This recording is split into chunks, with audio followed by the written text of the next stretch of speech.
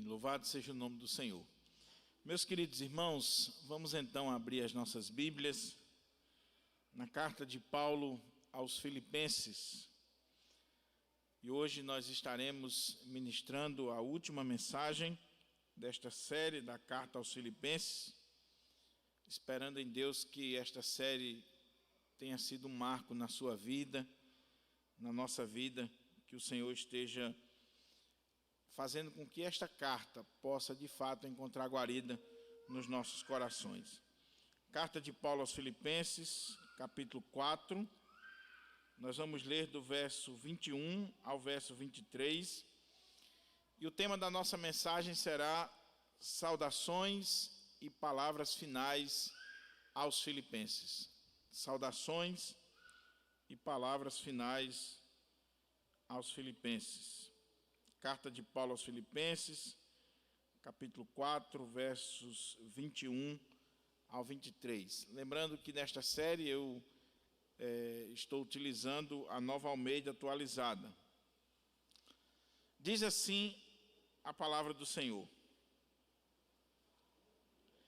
saúdem cada um dos santos em Cristo Jesus. Os irmãos que estão comigo mandam saudações. Todos os santos mandam saudações, especialmente os da casa de César. A graça do Senhor Jesus Cristo esteja com o espírito de vocês. Amém. Vamos orar mais uma vez, meus irmãos? Vamos pedir ao Senhor que nos ajude, que nos oriente, que nos edifique à luz da sua palavra. Ó Senhor, nós queremos te agradecer, meu Pai, por esta série na carta aos Filipenses, por tudo aquilo que nós tivemos condições de aprender, de apreender, de aplicar aos nossos corações e à nossa vida. Meu Pai, foram muitos ensinos preciosos da parte do Senhor para a minha vida e espero que para a vida da tua igreja. E agora que nós estamos concluindo esta exposição, nesta parte final da carta, eu quero te suplicar, ó Pai, que o Senhor nos encha do teu espírito de sabedoria, que o Senhor nos conceda discernimento espiritual, para que nós possamos tirar daqui ainda lições para a nossa vida, concluindo a exposição dessa carta. Fala conosco, meu Pai. Fala ao nosso coração, fala ao coração da tua igreja. Instrui-nos, ó Deus, e nos ajuda a contemplar as maravilhas da tua lei. Em nome de Jesus. Amém. Amém. Meus queridos irmãos, nós temos a tendência de, quando lemos as cartas de Paulo, nós desprezarmos o início e muitas vezes o final da carta. A introdução, o prefácio e a saudação final, ou a bênção, porque nós achamos que é algo formal, que é simplesmente algo social, e não é. As cartas de Paulo, elas seguem o modelo das cartas antigas, é fato.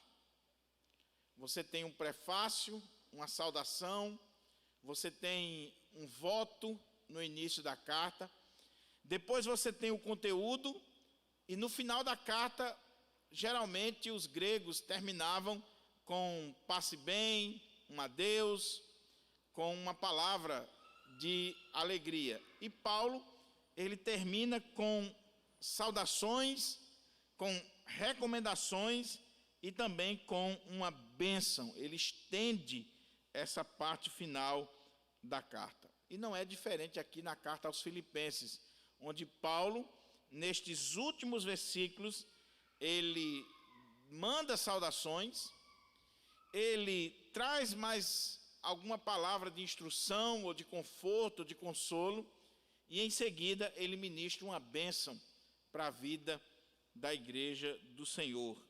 E como é uma carta inspirada, essa bênção também é para todos nós. Então, nós nunca devemos desprezar o início da carta, o prefácio, a introdução, achando que são simplesmente formalidades, e também o final. Não é formalidade. Tudo aqui é inspirado pelo Espírito Santo de Deus. Ele não está gastando tinta, ele não está fazendo média. Tudo aqui foi inspirado, movido, direcionado pelo Espírito Santo de Deus. Eu fico muito preocupado quando um pastor prega expositivamente numa carta bíblica e ele despreza essas palavras finais como mera formalidade. É como se a gente entendesse que esse finalzinho aqui não é inspirado ou não foi movido pelo Espírito Santo. Mas eu creio na inspiração plenária, verbal. Eu creio que cada palavra e cada sentença foi inspirada pelo Espírito Santo. Nós estamos concluindo a carta. Paulo, ele está concluindo a carta, está terminando aqui as suas recomendações para a igreja de Filipos. E é interessante que, provavelmente, essa foi a única parte da carta que Paulo escreveu de próprio punho. Era costume que a carta era ditada e o final era de próprio punho, para que ficasse ali registrado quem enviou aquela carta. Então, provavelmente, aqui nós temos a própria letra de Paulo, o próprio Paulo escrevendo essas palavras finais. Nós vamos lendo o texto, apesar de ser um texto pequeno, apenas 3 versículos, nós vamos lendo o texto e vamos aplicando e tirando lições aqui para a nossa vida. Olha como é que Paulo começa. Ele começa com a saudação. Então ele diz assim: saúdem cada um dos santos em Cristo Jesus. Os irmãos que estão comigo mandam saudações. Todos os santos mandam saudações, especialmente os da casa de César. A graça do Senhor Jesus Cristo esteja com o espírito de vocês. A primeira coisa que chama a nossa atenção é que no final da carta, Paulo continua falando como um pastor. Em vários momentos da carta eu destaquei isso aqui. Paulo falando não como um teólogo, não como alguém que está simplesmente repreendendo a congregação, mas Paulo é um pastor daquela igreja, ama aquela igreja, plantou aquela igreja, pastoreou aquela igreja há muito tempo, e agora, mesmo estando distante, 10 anos se passaram, Paulo continua sendo um pastor daquela igreja, e ele fala como um pastor. É um coração pastoral. E onde é que nós podemos ver isso aqui? É porque ele diz assim: saúdem cada um dos santos em Cristo Jesus. A saudação é para cada um dos santos em Cristo Jesus. Ou seja, Paulo está mandando saudação para todos os membros da igreja de Filipos, indistintamente. É cada um dos santos, cada um dos membros daquela igreja, cada irmão, cada irmã, do líder que está no púlpito ao porteiro da igreja, ao diácono, do conselho da igreja ao departamento infantil. Paulo está dizendo: saúdem cada um dos santos em Cristo Jesus. Ele se preocupa em não deixar ninguém de fora. Ninguém. E para não correr o risco de esquecer alguém, ele diz: saúdem cada um dos santos. O verdadeiro pastor é aquele que olha para o rebanho como um todo e individualmente. Ele se preocupa com cada um dos santos em Cristo Jesus. Você não é simplesmente um número. Você é um santo em Cristo Jesus. E mesmo Passando-se vários anos, Paulo está enviando uma carta e dizendo para aquela igreja: meus irmãos, eu não esqueci nenhum de vocês. Eu não esqueço nenhum. E eu não vou fazer referência aqui a nomes específicos para não correr o risco de esquecer. Não acontece isso? Geralmente você vai fazer um agradecimento na igreja, numa festa, você vai agradecer em alguma ocasião e você cita nome de 2 ou 3, e como nossa memória é fraca, às vezes você passa batido em outros nomes, com outras pessoas, e até machuca às vezes, porque a pessoa diz: eu não fui lembrado. Imagine numa comunidade você mandar saudações. Mande saudações para Manuel, Sebastião, Maria, Joaquina, não sei quem. E aí você esqueceu alguém. E aquela pessoa que você esqueceu, ela vai ficar ferida, ela vai ficar magoada. Então Paulo está dizendo: saúdem cada um. Eu não quero esquecer ninguém, eu não quero deixar de lado ninguém, absolutamente ninguém. É cada um dos santos em Cristo Jesus. É um pastor que olha para a igreja, que olha para as suas ovelhas com amor, e que mesmo depois de 10 anos que ele esteve naquela igreja, ele não esqueceu nenhum deles. Por quê? Porque eles são santos em Cristo Jesus. Todos eles são importantes, são especiais, todos eles são dignos de serem saudados pelo apóstolo Paulo. Oh, meus irmãos, isso é tão fundamental nos nossos dias. Há uma música evangélica, se eu não estou enganado, de Armando Filho, que ele diz assim: não há inúteis na casa do Pai, nós somos todos especiais. É isso que Paulo está dizendo aqui. Quando Paulo está enviando saudações para todos os santos em Cristo Jesus, ali da igreja de Filipos, Paulo está dizendo que todos os irmãos da igreja, todos, indistintamente, crianças, jovens, velhos, adultos, não interessa, todos são especiais. Por quê? Porque todos são santos em Cristo Jesus. É um pastor que valoriza cada membro, cada ovelha, cada irmão. Aqui tem um detalhe também, meus irmãos, interessantíssimo para a gente pensar. Quem era a fundadora da igreja lá em Filipos? Quem foram os primeiros membros da igreja de Filipos? Quem lembra? Lídia e o carcereiro.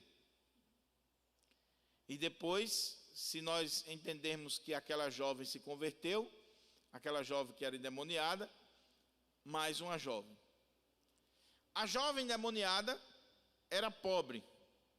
Ela vivia adivinhando e dando lucro para os seus senhores, era uma escrava.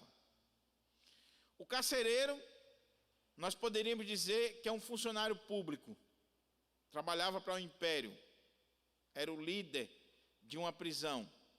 Então, classe média, nós diríamos hoje. Lídia, vendedora de púrpura, rica, riquíssima. A púrpura era usada para tinturar a roupa das autoridades.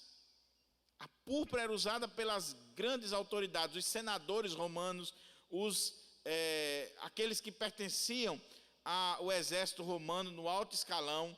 Os grandes líderes usavam púrpura, gente classe alta. Então, Lídia, vendedora de púrpura, era uma mulher empresária, não era classe média não, era classe alta. Se fosse nos dias de hoje, nós diríamos que ela tinha a boutique ou a loja mais chique do shopping de Natal, para vender para a elite, roupa para a elite. Mas eu fico impressionado que Paulo não está mandando saudação no nome dela, nem no nome do carcereiro, nem no nome da escrava pobre. Talvez se fosse hoje, que fôssemos mandar uma carta para a igreja, o pastor vai mandar uma carta para a igreja e vai mandar primeiro saudação para a irmã Lídia, que é rica, né? Ou o irmão rico. O mais rico da igreja é quem vai receber a saudação. Manda um abraço, uma saudação para o irmão fulano, um homem de Deus, um homem maravilhoso, ou então a irmã fulana. Só por quê? Só porque é empresário, porque é rico, porque tem isso, tem aquilo. Aí ele é condecorado, ele é citado. Ou então vou mandar para o irmão que é classe média, né? Classe média. Então, de vez em quando ele dá uma oferta, ele faz alguma coisa, vou mandar saudação, vou falar no ricão, mas eu vou falar no classe média também para não pegar mal. Mando saudação para o irmão fulano, é um homem de Deus, a irmã fulana, ajuda a igreja de Deus, a gente diz assim, né? Olha, ajuda a igreja de Deus, aí coloca a pessoa num pedestal, exalta a pessoa. Talvez não arriscaria mandar uma saudação para a pobrezinha, não. Paulo não cai nesse laço maligno de exaltar pessoas, de olhar a classe social, de estar vendo pura e simplesmente o estereótipo ou a classe social da pessoa. Paulo manda saudações para todos os santos em Cristo Jesus. A Lídia, o carcereiro, a jovem, pobre, não interessa, é santo em Cristo Jesus, não quero saber se é rico, se é pobre, se é classe média, todos são santos em Cristo Jesus. Ah, meus irmãos, se a igreja aprender isso aqui, se os pastores aprenderem isso aqui, a vida da igreja seria completamente diferente. Porque alguém já disse que um rico na igreja é um problema. O rico na igreja, ele é um problema, porque se o pastor não tiver cuidado, o pastor só vai estar com ele, só vai jantar com ele, só sai para lanchar com ele, só dá ênfase a ele. Eu lembro de uma igreja que tinha um cara ricão no meio dela, e tinha domingo que o pastor citava tanto o nome do irmão, que um dia o camarada estava na porta e disse assim: rapaz, hoje Jesus perdeu para fulano de 10-0. Porque o nome de fulano foi mais citado na pregação do que o próprio nome de Jesus. Por que o doutor fulano? Por que o irmão fulano? Por que não sei o quê? Porque fulano era rico, dava as coisas para o pastor, dava para a igreja, ajudava. E aí o pastor ficava fazendo a média do púlpito da igreja, chamando a atenção para aquele irmão. Eu não estou falando de uma igreja muito longe, não. Estou falando que isso acontece. Mas louvado seja Deus, que Paulo nos dá aqui o modelo. Não mande saudações só para Lídia, não mande saudações só para o carcereiro, classe média, não mande saudações somente para os pobres também, desprezando o rico da igreja, porque tem rico crente, piedoso, homem de Deus, mulher de Deus. Quando você mandar saudações, mande para a igreja do Senhor, para os santos em Cristo Jesus, e está incluído todo mundo. Se você for fazer citação, ou cita todos, ou não cite ninguém. Ou não cite ninguém. Na assembleia da nossa igreja, os irmãos se lembram. Não estou dizendo isso aqui para me gloriar, eu sou tão pecador quanto você, a nossa igreja tem muito defeito. Mas na assembleia da igreja, os irmãos lembram aqui na prestação de contas, quando surgiu a possibilidade de falar de um irmão que tinha dado uma oferta. E eu pedi para que o contador, o tesoureiro da igreja, se for para dizer o nome de uma pessoa que deu oferta grande, a gente vai ter que dizer até o nome daquele irmãozinho que deu a oferta de R$1. Se dizer de um, tem que dizer de todos. Ou então não diz de ninguém. Porque tanto faz a oferta de 30 mil reais como a oferta de R$1. Se foi oferta e se foi de coração, foi para a glória de Deus, é digno de ser citado. É digno de ser citado. Então, nós devemos aprender isso aqui. Saudai cada um dos santos em Cristo Jesus. Cada um. Por quê? Porque nós não somos uma massa, nós somos indivíduos e nós precisamos ser valorizados, amados, honrados e Paulo está dando aqui essa lição. É um pastor que olha para cada membro da igreja individualmente. Segunda coisa interessante aqui, ainda nessa saudação, é que Paulo diz assim: saúdem cada um dos santos em Cristo Jesus. E quando ele diz cada um dos santos em Cristo Jesus, a grande maioria dos teólogos entendem que, mais uma vez, Paulo está voltando ao tema da unidade da igreja. Paulo não só está valorizando cada irmão individualmente, mas quando ele fala no coletivo, Paulo está valorizando aqui e chamando a atenção para a unidade da igreja, que é um dos temas fundamentais que ele trabalhou na carta. A igreja de Filipos estava correndo o risco de se dividirem. Havia irmãs na igreja que estavam brigadas, havia pessoas que estavam se infiltrando na igreja, falsos mestres, e aquela igreja poderia se dividir. Então Paulo está dizendo: saúdem cada um dos santos em Cristo Jesus. Paulo está preocupado com a unidade, com a comunhão, com a koinonia da igreja, com o rebanho do Senhor. Então ele cita todo mundo, ele coloca todo mundo no mesmo balaio, e o que é interessante é que ele diz assim: saúdem cada um dos santos. Ou seja, quem é o sujeito aqui da ação? A própria igreja. O que Paulo está dizendo é: meus irmãos, saúdem cada um de vocês, ou seja, que cada um de vocês saúdem os outros, saúdem uns aos outros em Cristo Jesus. Ou seja, Paulo está aqui trabalhando a unidade da igreja, a comunhão da igreja.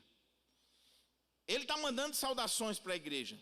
Ele está dando uma palavra de saudação para aquela igreja. Mas o que ele está pedindo aqui é muito interessante, porque ele manda a saudação, e quem vai executar essa saudação são os próprios membros, os próprios irmãos. Ele está dizendo assim: igreja de Filipos, saúdem uns aos outros em Cristo Jesus. Mas um detalhe: saúdem não metade, não um grupinho, não o seu irmão preferido. Saúdem cada um dos santos em Cristo Jesus. Talvez o que chega mais próximo para a gente entender o que Paulo está dizendo aqui é aquilo que às vezes acontece na igreja, que em determinados momentos é bom, mas a gente não pode exagerar na dose. Às vezes, no momento de louvor, o pastor, o dirigente do louvor, o ministro de louvor, ele sente de Deus e diz assim: meus irmãos, nós vamos cantar essa canção agora que fala de comunhão, que fala de amor, que fala de perdão. E eu gostaria de dar a oportunidade para você sair do seu lugar e saudar o seu irmão, dar um abraço ao seu irmão, dizer que você o ama, que ele é bem-vindo aqui, dizer uma palavra para o seu irmão. Então, você sai do seu lugar, né? Todo mundo sai do lugar e vai apertar a mão do outro, dar um abraço e tal. Só que, de repente, você está nessa fila aqui, e aí o pastor pediu para você se abraçar, e quando você olha quem está do seu lado, ou quem está no banco do lado, aquela pessoa que você não gosta, aquela pessoa que você não admira. Por isso que tem muita gente que não gosta desse tipo de coisa na igreja. Porque ela vai sair do lugar e ela vai falar com 2 ou 3, se sair, porque tem alguns que nem saem do canto, fica ali no cantinho. Por quê? Porque ela não tem comunhão, ela não tem intimidade, ela não tem realmente uma vida de comunhão com os seus irmãos na fé. E isso revela que a igreja está dividida. Que a igreja está dividida. É por isso que quando os pastores geralmente pedem para a igreja fazer isso que eu estou dizendo, ele diz assim: meu irmão, não fale só com as pessoas que você conhece, não. Se misturem, fale com todo mundo. Porque geralmente quando a gente chega na igreja, a gente se senta do lado da pessoa que você tem mais intimidade, que você conhece, que você tem mais comunhão. E aí num momento como esse, vamos ficar de pé, vamos louvar o Senhor, saia do seu lugar, vá lá atrás, fale com o seu irmão, com aquela pessoa que você nunca viu e tal. É mais ou menos isso que Paulo está dizendo, só que de uma forma muito mais profunda.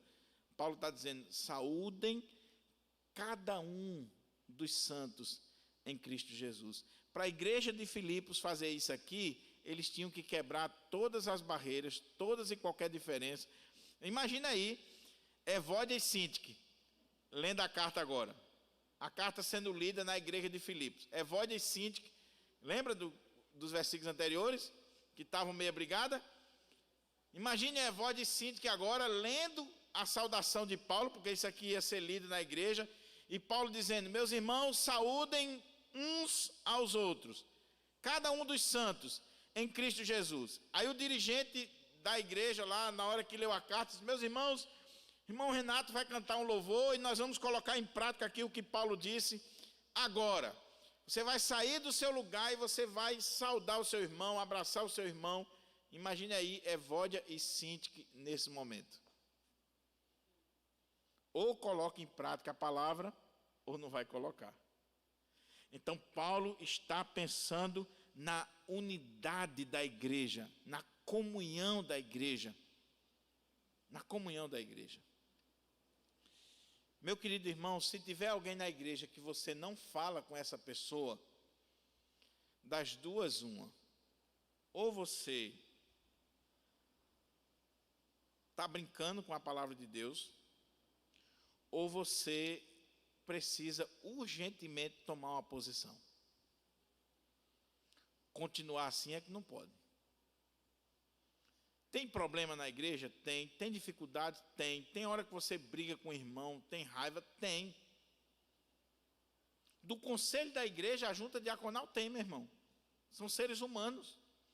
Às vezes você discorda, às vezes você briga, às vezes você quer uma coisa, o outro quer outra, e tem problema. Mas o que não pode existir na igreja é a quebra da comunhão, porque nós não estamos aqui em lados opostos, nós não estamos aqui lutando um contra o outro, nós estamos aqui do mesmo lado, no mesmo time, querendo a mesma coisa, que é o crescimento do reino de Deus. Então, podemos até ter problemas em determinados momentos, mas nós precisamos ter essa comunhão que Paulo diz aqui, a ponto de termos condições de saudar cada um dos santos em Cristo Jesus.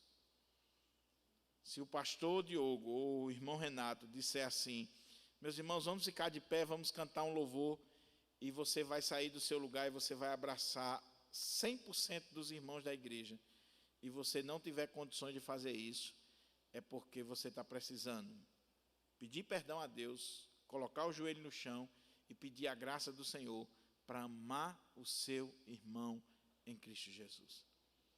É a unidade da igreja, é a comunhão da igreja. E é muito bonito porque o Espírito Santo de Deus, no finalzinho da carta, as últimas palavras, de forma sábia, de forma que foge à razão humana, o Espírito Santo toca mais uma vez nesse ponto da comunhão, numa palavra de saudação que Paulo está dando, dizendo assim: saúdem cada um dos santos em Cristo Jesus. Agora é interessante o que Paulo está dizendo aqui, é cada um dos santos. E santos em Cristo. Santos em Cristo. Primeiro, o que significa a palavra santo? A palavra santo, hagios, na língua grega, ela significa separado, é cortar, separar, colocar à parte. E nós somos santos, como diz o texto, não em nós mesmos, mas nós somos santos em Cristo Jesus. O que é a igreja? A igreja é a comunidade dos santos em Cristo Jesus. Aqui é mais uma definição de igreja. Aqueles que são santos ou separados em Cristo Jesus. E isso aqui é muito importante a gente pensar, meus irmãos. Porque, veja bem, há algumas coisas aqui muito profundas para a gente pensar. Primeiro que Paulo está falando de santos e não de santo. Está no plural. Olha como ele diz. Saúdem cada um dos santos em Cristo Jesus. É plural. Por que eu estou colocando e destacando os santos no plural? Porque eu concordo com o Dr. Russell Shedd quando ele diz que a Bíblia, em nenhum momento, nas cartas de Paulo, no Novo Testamento, Paulo diz que eu e você somos santos individualmente. Quem é santo é a igreja. Nós somos santos porque nós somos a igreja, não individualmente. É por isso que toda vez que Paulo fala de santo, ele fala no plural, aos santos que estão em Éfeso, aos santos lá da igreja de Corinto, aqui aos santos em Cristo Jesus. Então, a igreja é santa, a igreja do Senhor é santa. E eu, como igreja do Senhor, é claro que eu sou santo, mas essa santidade não é individual, ela é coletiva. Eu sou santo em Cristo Jesus, porque eu sou igreja, porque eu pertenço à igreja de Cristo Jesus. Então, isso aqui é interessantíssimo, irmãos. Dr. Russell Shedd cita até um exemplo interessante. Ele diz que um pastor, que foi pastor da igreja dos pais dele, um dia entrou num trem e tinha algumas freiras naquele trem, e o pastor chegou para as freiras, muito brincalhão, e disse assim: vocês já viram um santo? E as freiras, com a mentalidade católica, né, que o santo é alguém que já morreu, alguém que foi canonizado, alguém que viveu uma vida pura e tal, as freiras disseram não, porque na teologia católica você só é santo depois que você morre, é feita uma análise da sua vida, é um processo longo de quase 10 anos, e uma vez canonizado, reconhecendo que você fez um milagre, que você viveu uma vida pura, você vai ser canonizado e tornado santo. Isso é a teologia católica. Aí as freiras disseram: não, nós nunca vimos um santo. Ele disse: tem um santo aqui no trem. E ela disse: tem? Tem. Aí ele disse: Santo Ari, muito prazer. Aí o Dr. Russell Shedd diz: eu não sei se ele estava certo no que ele fez, não. Porque quando Paulo usa a palavra santo, é sempre se referindo à igreja. É no plural. É uma santidade no coletivo.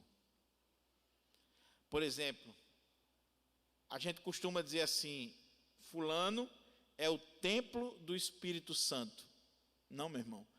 Quem é o templo do Espírito Santo é a igreja. Você é uma pedrinha nesse templo. Você é um tijolo. Você faz parte desse templo. Então é muito importante o que Paulo está dizendo aqui. São santos. Ele está falando da igreja. Ele está falando do coletivo. E veja, meus irmãos, que essa santidade é em Cristo. Nós somos santos por estarmos na igreja e por a igreja ser corpo de Cristo, estarmos em Cristo. Ou seja, essa santidade aqui, ela não tem nada a ver com moralidade. Essa santidade aqui não tem nada a ver com você não pecar, com você não cometer erros, nada a ver. Essa santidade aqui é uma santidade por estarmos em Cristo, por fazermos parte do corpo de Cristo, que é a igreja. É uma santidade posicional. Em Cristo nós somos santos, separados, consagrados para Deus. Isso é ser santo em Cristo Jesus. Agora, santificação é outra coisa. Eu sou santo em Cristo Jesus, porque eu sou igreja, porque eu sou corpo de Cristo, e eu sou chamado à santidade em Cristo, porque eu preciso viver uma vida santa, buscar a santificação, eu preciso ser na prática aquilo que eu já sou em Cristo Jesus. Então, é os santos em Cristo. Não é santidade moral aqui, não tem nada a ver com moralidade, com impecabilidade, não tem nada a ver com a ideia católica romana de alguém que já morreu, de alguém que tem uma áurea, de alguém que foi consagrado. Não tem nada a ver. Santos aqui é porque são igreja, corpo de Cristo Jesus, foram separados em Cristo Jesus. Então ele diz: saúdem cada um dos santos em Cristo Jesus. Essa expressão em Cristo, meus irmãos, é uma das expressões mais ricas da Bíblia Sagrada do Novo Testamento. Todas as bênçãos de Deus, elas são em Cristo, por Cristo e para a glória de Cristo. Nós somos eleitos em Cristo, amados em Cristo, perdoados em Cristo, santos em Cristo, nós somos santificados em Cristo, todas as bênçãos de Deus. Lê a carta aos Efésios, por exemplo, e você vai ver essa teologia do estar em Cristo. Se você está em Cristo, você é santo, você é eleito, você é filho de Deus. Se você está em Adão, você é pecador e você está condenado. Então, ou nós estamos em Adão, ou nós estamos em Cristo. A humanidade está dividida nesses dois grupos, em Adão e em Cristo. Nós estávamos em Adão e agora nós estamos em Cristo. E por estarmos em Cristo, nós recebemos todas as bênçãos de Deus. Então, olha como é que diz o texto: saúdem cada um dos santos em Cristo Jesus. Aí Paulo diz: os irmãos que estão comigo mandam saudações. Todos os santos mandam saudações. Louvado seja o Senhor. Porque veja que não é só Paulo que está mandando saudações para aquela igreja. Não é só Paulo que tem comunhão com aquela igreja ou que se preocupa com aquela igreja, mas os santos que estão com Paulo, os irmãos que estão com Paulo, eles também mandam saudações. Então, olha como é que é interessante aqui para a gente entender o texto. Os irmãos que estão comigo mandam saudações. Quem são esses irmãos? Timóteo, talvez Silas, o próprio Epafrodito, que ainda está com Paulo, que é quem vai levar a carta. Havia irmãos que estavam com Paulo e que, por ocasião dessa finalização da carta, que Paulo está mandando a saudação para a igreja, está trazendo aquela palavra para a igreja, esses irmãos que passaram por aquela igreja, que plantaram a igreja junto com Paulo, que tem comunhão com a igreja de Filipos, esses irmãos estão dizendo: Paulo, também, coloca aí, Paulo, que nós estamos mandando saudações para eles. Nós também mandamos aqui saudações para a igreja. Então, os irmãos que estão comigo mandam saudações. Só que aí ele amplia. Ele diz: todos os santos mandam saudações. Já parou para pensar isso aqui? Veja, não são só os obreiros que estão com Paulo que estão mandando saudações para a igreja de Filipos.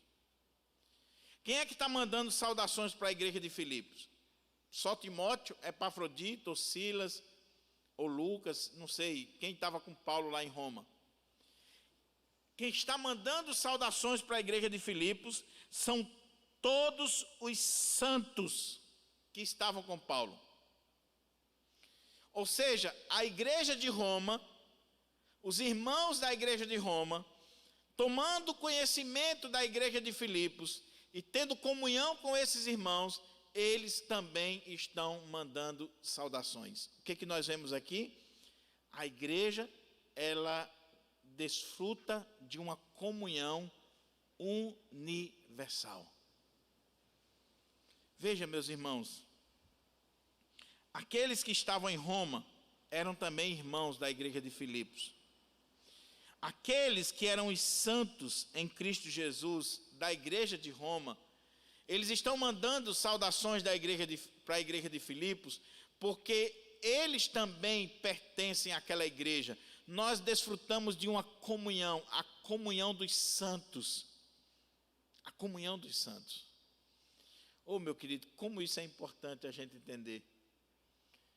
Que existe uma comunhão dos santos, que existe uma comunhão entre os membros da igreja do Senhor Jesus, espalhados no mundo inteiro. Nós somos um só corpo, nós somos uma família, nós somos um só rebanho, nós somos uma só igreja, não interessa onde nós estamos. Aqueles irmãos de Roma nunca tinham visto o rosto dos irmãos da igreja de Filipos, mas eles se sentem em paz em mandar saudações para a igreja de Filipos. Por quê? Porque ali também é o meu povo. Se é a igreja de Deus, eu sou a igreja de Deus, nós somos irmãos e eu mando saudações para vocês. Vocês já viram como isso aqui é interessante? Você é crente, você é servo de Deus, você passou a pertencer à família de Deus. Aí você sai da sua cidade para uma cidade bem distante, 2.000 quilômetros, 3.000 quilômetros. Você chega lá, aí você é recebido numa igreja. Depois do culto, que você é apresentado e que uma turma chega ali para conversar com você, você sai para lanchar, parece que vocês já se conhecem há 10, 15, 20, 30 anos. O que é isso? A comunhão que nós desfrutamos no Senhor. Nós somos um só povo. Nós somos a igreja do Senhor Jesus, a ponto de termos condições de mandar saudações para aqueles que nós nunca vimos, mas nós temos vínculo, nós temos comunhão, nós temos uma unidade, nós temos uma alegria em conjunto com essas pessoas. Eu fico feliz com isso, meus irmãos. E sempre que eu vou pregar em outra comunidade, ou em outra cidade, em outro lugar, não interessa se é da mesma denominação. Não estou falando aqui de mesma denominação não, meu irmão. Estou falando da igreja de Deus, que está acima da igreja presbiteriana. Eu estou falando que nós pertencemos a um corpo, a uma família. Nós somos a igreja de Deus, os santos em Cristo. E não interessa a quantos quilômetros nós estejamos de distância, não interessa que cultura nós pertencemos, a que povo nós pertencemos, nós temos uma comunhão, um vínculo no Senhor, a ponto de termos condições de mandar saudações. Sempre que eu vou pregar numa igreja, ou na mesma cidade aqui, ou em outro lugar, e eu nunca fui naquele lugar, eu nunca conheci aquela comunidade, a minha saudação é: meus irmãos, eu fico feliz de estar conhecendo mais uma parte da minha família que eu não conhecia. É mais uma parte da minha família. São os meus irmãos na fé. São os meus irmãos em Cristo. Nós somos um em Cristo. Nós somos santos em Cristo. Nós somos filhos do mesmo Pai. Nós vamos morar no mesmo céu. Nós somos o povo de Deus. Existe esse vínculo, existe essa comunhão entre o povo de Deus. É por isso que quando tem um congresso, por exemplo, interdenominacional e a nível internacional, vem gente de todo canto, de vários países, com vários costumes, culturas diferentes, mas falando a mesma linguagem do céu, o mesmo povo de Deus. Então Paulo está dizendo: os irmãos que estão comigo mandam saudações. Os obreiros, os irmãos que conheciam a igreja de Filipos, mas ele diz: todos os santos mandam saudações, ou seja, todos os membros da igreja, lá de Roma, Paulo está em Roma, os irmãos da igreja de Roma, os santos da igreja de Roma, estão mandando saudações para a igreja de Filipos, porque existe comunhão, coinonia em Cristo Jesus entre essas igrejas. Mas aí Paulo acrescenta algo, meus irmãos, extremamente interessante, que alguns pastores pregam só nesse ponto, e realmente dá para fazer um sermão só com essa frase.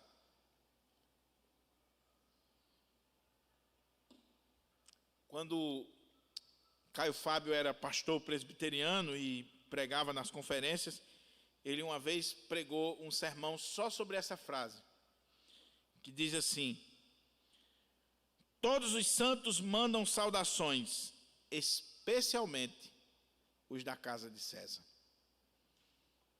Os da casa de César. Meus irmãos, se nós pararmos para pensar o que Paulo está falando aqui, a profundidade do que Paulo está dizendo aqui, nós vamos ficar boca abertos. Vamos ver o contexto para a gente entender o que Paulo está dizendo aqui. Paulo está preso em Roma. Essa é a linha que nós defendemos. Alguns querem dizer que era em Cesareia, mas nós acreditamos que seja Roma, o local da prisão de Paulo, quando ele escreveu as cartas da prisão. Paulo está preso. E lá naquela prisão, Paulo ele está sob guarda, a guarda imperial, que está ali cuidando de Paulo.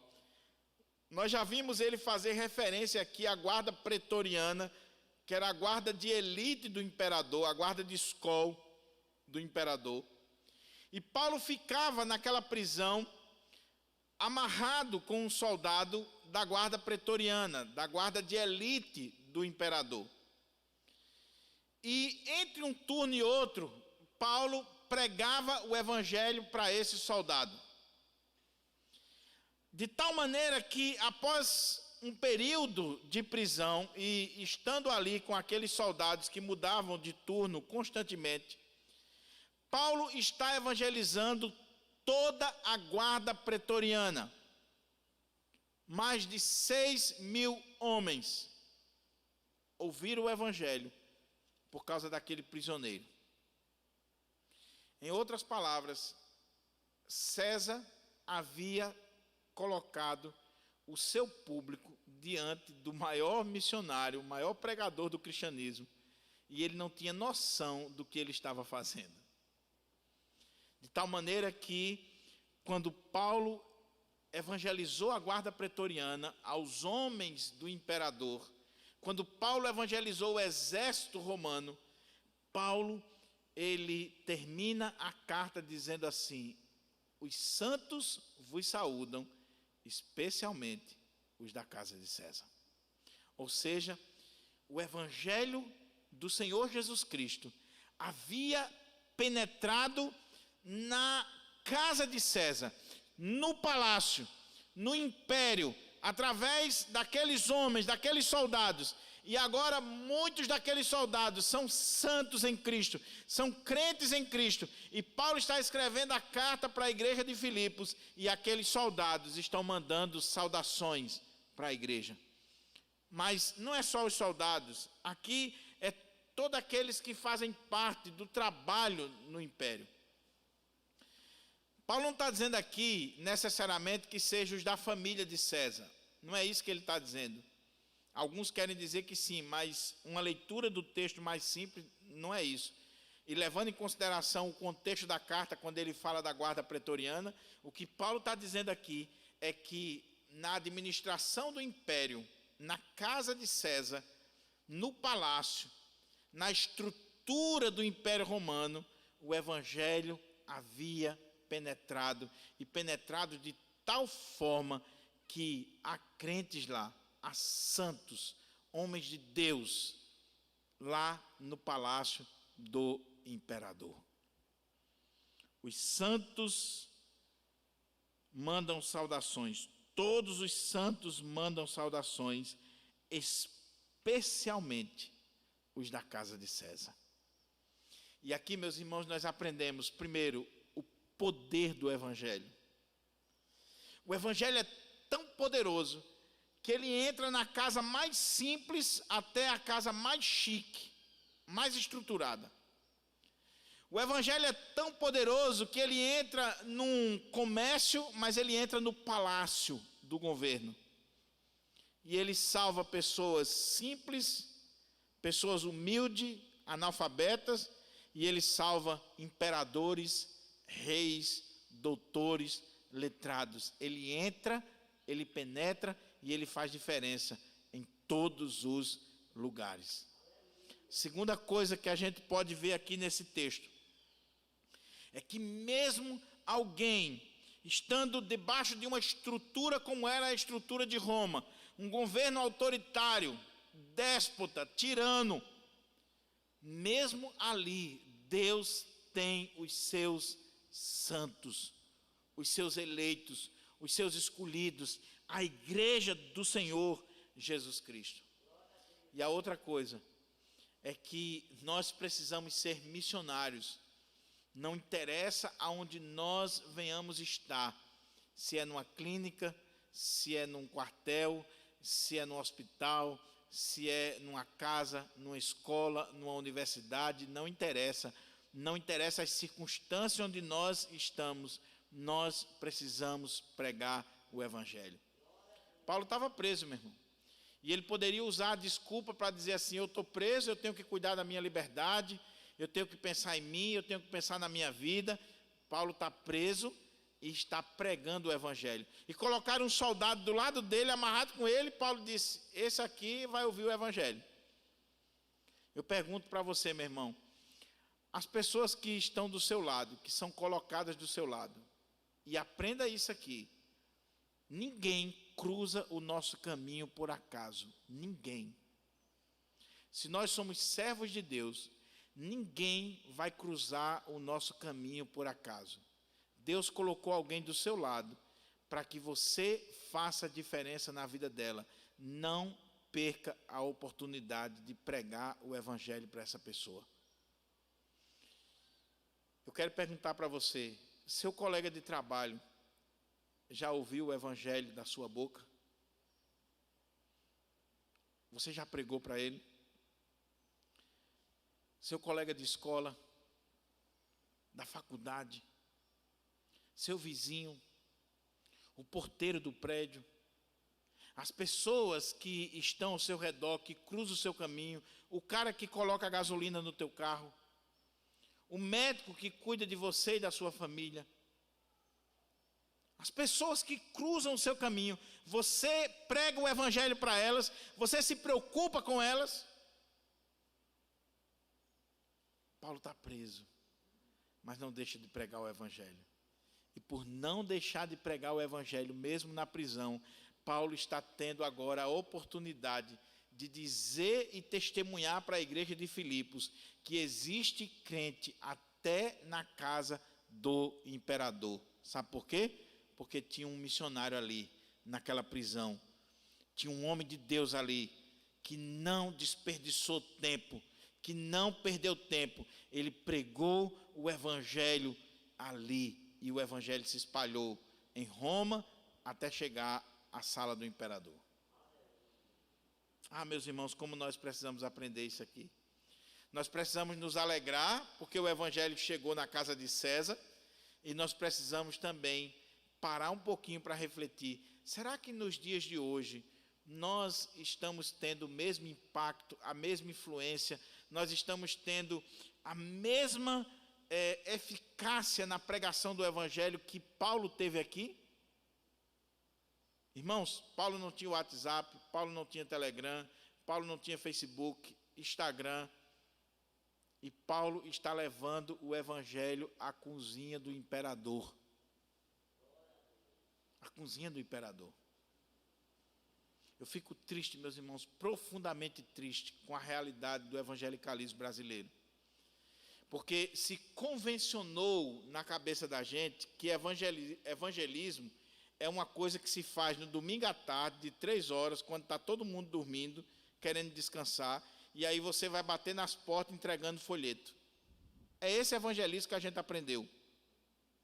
E aí a pessoa, linguaruda, ainda diz assim: a minha igreja não é evangelista, minha igreja não tem trabalho de evangelização. E quando ela está dizendo isso, ela está pensando assim: minha igreja não tem aquele horáriozinho de distribuição de folheto nas casas. Agora, se ela parasse um pouquinho para pensar: eu sou evangelista, eu prego o Evangelho, eu levo a palavra de Deus para as pessoas, eu me preocupo de pregar o Evangelho. Eu não estou falando da instituição, igreja, enquanto instituição, estou falando de você, enquanto igreja, pessoalmente. Você se preocupa em pregar o Evangelho? Você passa todos os dias pelo mesmo porteiro do seu prédio, você já pregou para ele? Você já deu pelo menos um folheto para ele? Você já perguntou se ele necessitava de uma oração? Agora, você não prega para o porteiro do seu prédio, nem para o seu vizinho, e quer meter o pau na igreja, porque a igreja não faz um trabalho de evangelização no domingo? Qual a autoridade que você tem para falar mal da igreja de Deus? Para falar mal da liderança da igreja? Se você não prega nem para a sua família? Se você é aluno de um curso, ou você faz parte da universidade, está se formando e ninguém nem tem noção que você é crente? Nem sabe? Você é 007 de Jesus? Ninguém sabe. Seu patrão não sabe. Os vizinhos não sabem. É preciso a gente pensar sobre isso.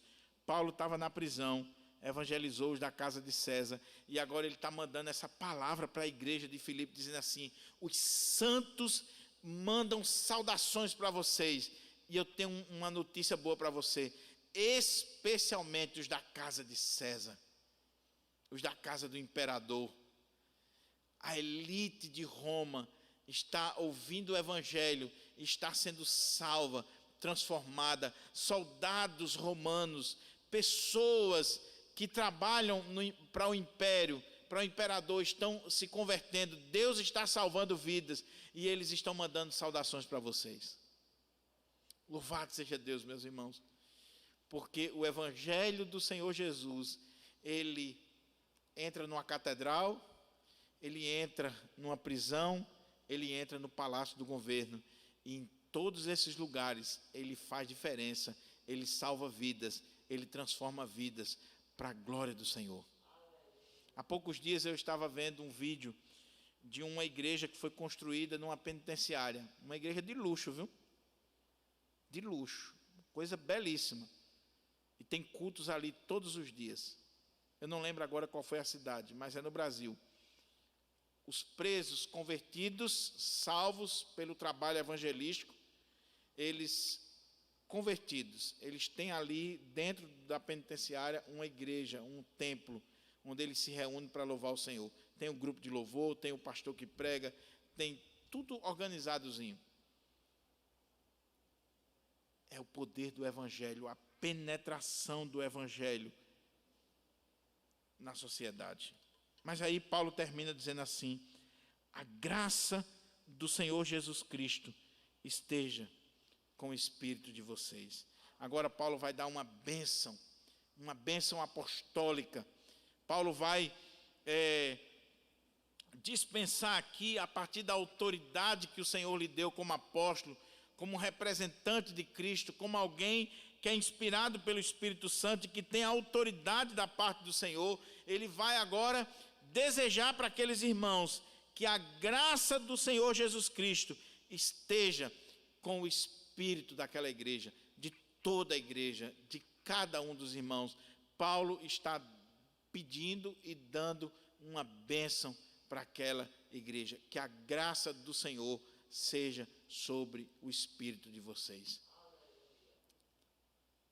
É um pastor que está feliz com a igreja, que intercede pela igreja e que abençoa a vida da igreja. Ele não era mais o pastor efetivo, já passaram-se 10 anos, ele está na prisão, ele não tem noção se um dia vai voltar ali, mas ele não quer que o trabalho seja destruído. Ele quer que o trabalho prospere. Ele quer que a graça de Deus se manifeste. Ele quer que aqueles irmãos sejam abençoados em Cristo mais e mais, desfrutem do favor de Deus, que aquela igreja cresça, desenvolva, que aquela igreja continue sendo abençoada. Ele já recomendou Epafrodito, ele já recomendou Timóteo, ele recomenda os pastores para aquela igreja. O que ele quer é que a bênção de Deus esteja na vida daquela igreja. Ele não quer dividir a igreja, ele não quer fechar a igreja porque ele saiu, ele não quer destruir o rebanho. Ele quer que a bênção de Deus esteja sobre a igreja. Ele abençoa a igreja. Oh, meus irmãos, como os pastores dos nossos dias precisam aprender isso aqui. você não é mais o pastor da igreja, abençoe a igreja. Peça a Deus para que Deus derrame sua graça sobre aquela igreja, sobre aquele rebanho, sobre o pastor que ficou, sobre aqueles irmãos. Não lute contra, não queira dividir, não queira separar.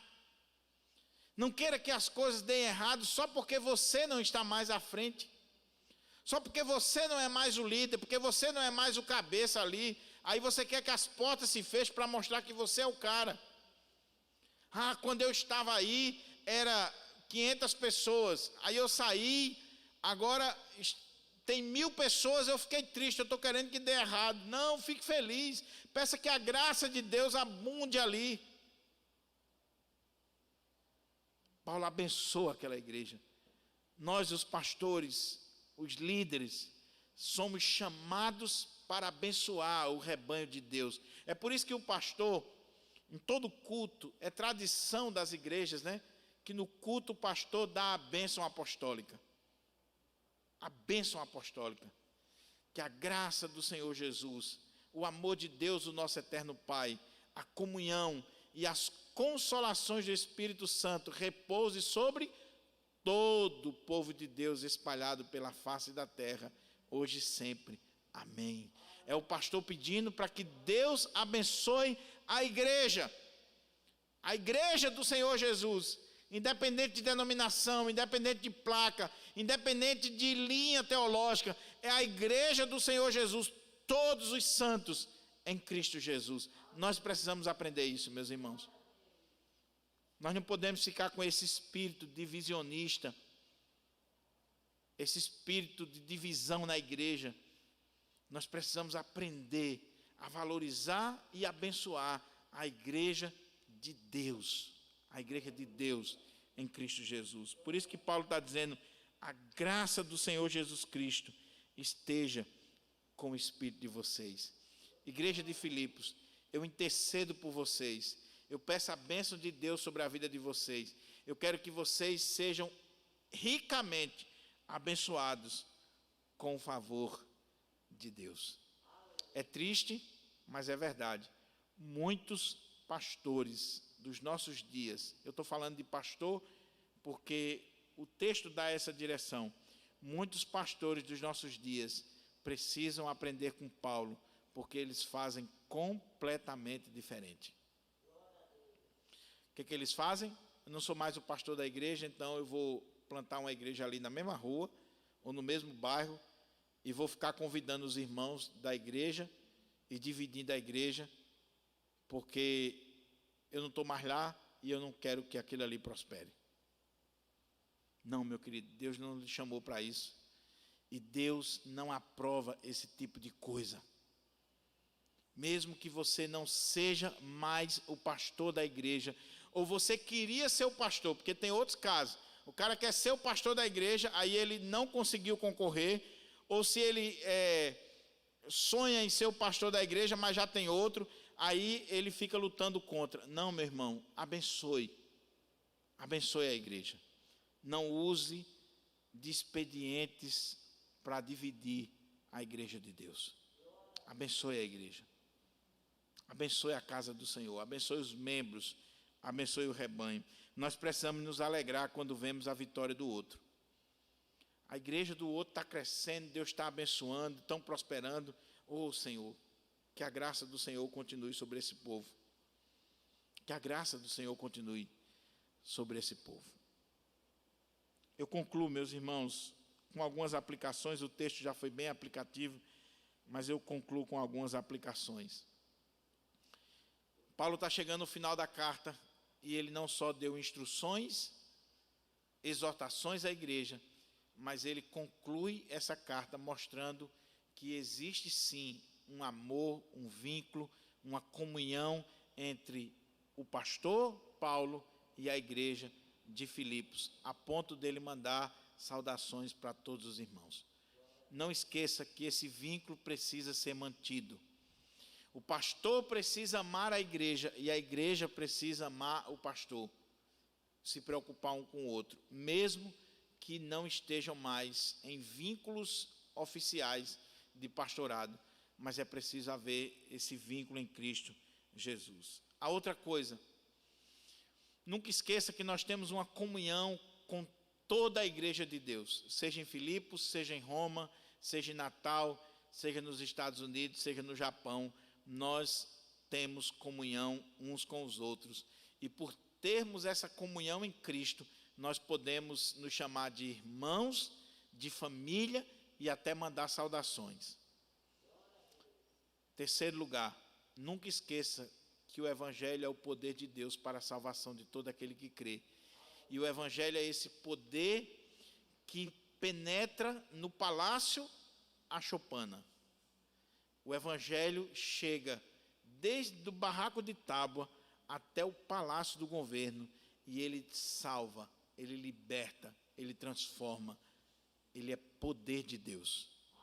E por último, seja instrumento de bênção na vida das pessoas. Deus te chamou para abençoar. Então, assim como Paulo ministra a bênção sobre alguém, sobre a igreja, seja canal de bênção. Eu sei que a bênção apostólica ela é ministrada somente pelo pastor, né? Convencionou-se isso. É só o pastor, nem os presbíteros na igreja presbiteriana ministram a bênção apostólica, é só o reverendo, o titular. Isso é tradição da igreja. Mas, inclusive, abrindo aqui um parênteses, teve uma igreja nossa que o pastor não estava presente e um irmão, um diácono, estava dirigindo o culto e quando foi no final do culto ele impetrou a bênção. Ele orou, glória, impetrou a bênção e despediu os irmãos. Aí, reunião do conselho, pedir a disciplina do irmão, porque ele cometeu um pecado terrível, né? Ministrar a bênção do diácono. E quando foi na reunião do conselho, os irmãos disseram, meu irmão, você não pode fazer isso, você não deveria fazer isso. Ele disse assim, meu irmão, a única coisa que eu não posso fazer é pecar. Agora, abençoar o povo de Deus. Ou então ele abre lá em 1 Coríntios, né, lá no finalzinho da carta aos Coríntios, eu acho que é 13, quando está lá a bênção, né, apostólica. Será que eu não posso ler esse versículo na igreja? E aí o irmão disse assim, aí o pastor disse, mas não faça mais isso não, pelo amor de Deus, não pode fazer. Ele disse, então o senhor não falta o culto não, que se o senhor faltar eu faço. Mas o povo não vai sair sem a bênção não. É claro, o irmão estava sendo rebelde, porque a igreja estava chamando a atenção, o conselho e tal. Mas o que eu quero dizer é, não é só o pastor que foi chamado para abençoar. Talvez, oficialmente, sim, porque os sacerdotes é quem ministravam a bênção araônica. Então, vem essa tradição de que o pastor, o titular da igreja, é aquele que impetra a bênção sobre o povo de Deus. Mas o que eu quero dizer é, você também foi chamado para abençoar. Se você não está sendo instrumento de bênção, procure ser. Ministre a bênção sobre as pessoas. A bênção de Deus sobre cada um dos irmãos. Amém? Eu espero que essa série de Filipenses, ela tenha sido impactante na sua vida, assim como foi na minha. E eu espero em Deus que cada sermão, cada mensagem, cada abordagem aqui possa ter feito diferença na sua vida, assim como está fazendo na minha vida. E se você perdeu a série todinha ou alguns sermões, já está aí no canal da nossa igreja. Você pode acompanhar cada sermão, cada mensagem que foi pregada, inclusive essa aqui, em nome de Jesus. Vamos orar? Vamos